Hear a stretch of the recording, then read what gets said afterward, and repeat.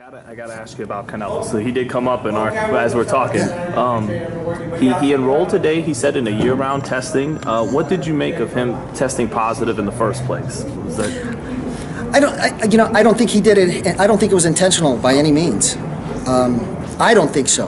I think sometimes when mistakes like that happen, it's usually because of the lack of experience that surrounds the group. I wouldn't be surprised if somebody gave him that, or somebody introduced him to it, or you just don't know. So it's hard for me to speculate and to cast any aspersions about what they did or didn't know. But I don't think I think he didn't.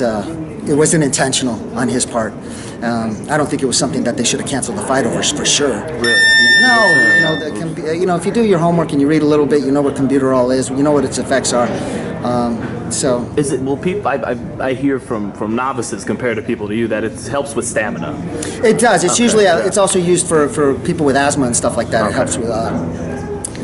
But that far out, I mean, it's just not really. It wasn't smart thinking. Whoever, if that was a planned thing, wasn't really that smartly planned like that. But me personally, I don't think so. I just didn't. I don't think it, and.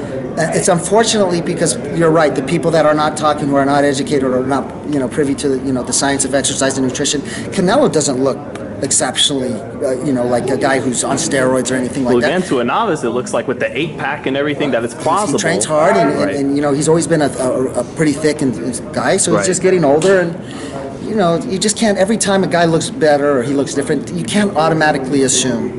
You have to have, you'd hope that people would start talking with some facts and some actual basis, or at least have a background in the subject. Right. But you have people that are just speaking just randomly about, this and that, like, always crying. Every time you see a guy perform well or do something, you can't cry that he's cheating. Not without facts. Well, not without facts. That's what I'm saying. I think some of these trainers run their mouths off a little bit more than they could. I mean, if you can't spell some of the words that they're using, I think you should really stop.